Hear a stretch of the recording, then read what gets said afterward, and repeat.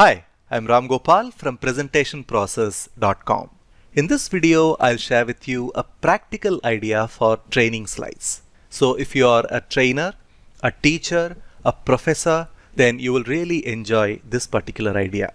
Even if you are a business presenter and you want to present your list-based slides in a more engaging way, you can watch this video because the idea will be useful for you as well.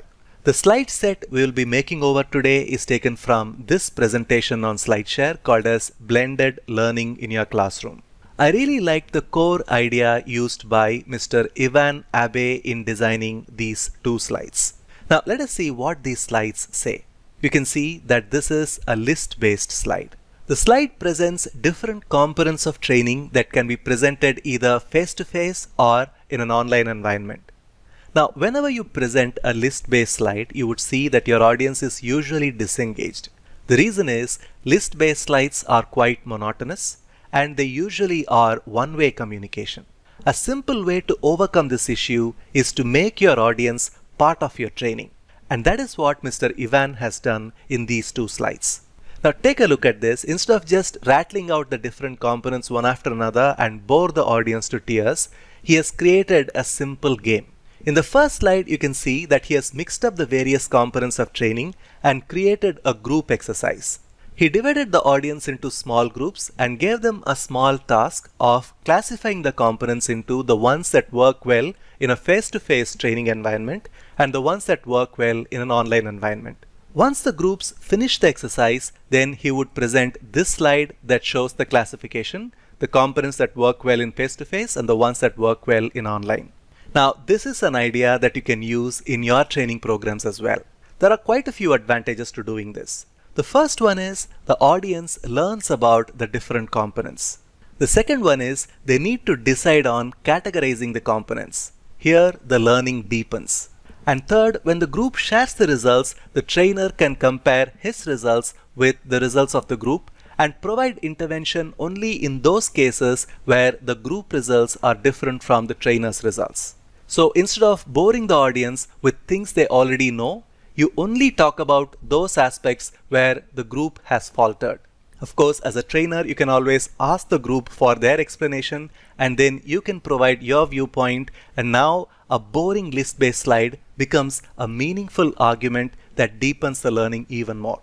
So I really like the idea of mixing up the components, turn this list-based slide into an engaging conversation and then present your list and talk only about the places where audience has confusion. But then there is one area where I feel you can clearly make an improvement, and that is in designing the slides.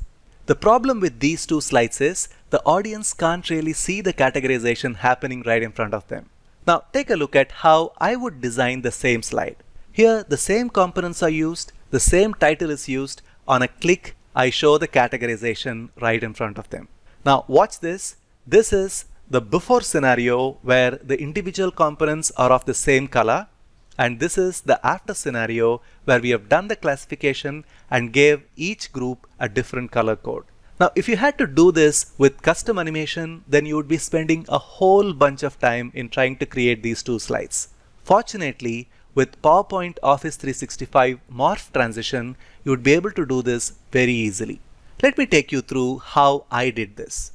The first thing I did is to make sure that all the individual text elements are standardized by housing the text elements inside a box like this. Then I duplicated this slide, moved the boxes around, and then gave each group its own color so that it's easier for the audience to see the difference. Of course, I applied Morph Transition in PowerPoint Office 365 so that the shuffle shows through as a neat looking animation. So these are the before slides and you can see that they are pretty lifeless, whereas here they have some color and the transition really underlines the point that there is categorization done. So the next time you want to make a presentation of list-based slide to your classroom audience, make sure that you engage them in a game of categorizing the components and ask them to present their results first before you show the categorization. This really engages the audience. I hope you liked the idea. If you did, then you will find our 25 creative PowerPoint ideas free email course quite useful. We have some really simple and practical ideas to make your PowerPoint slides so much more engaging. All you need to do to sign up to this free email course is to click on the link here. I will leave the link in the description box below the video as well. So click on the link, join the course and make your PowerPoint slides interesting and engaging. I'll see you in the next video.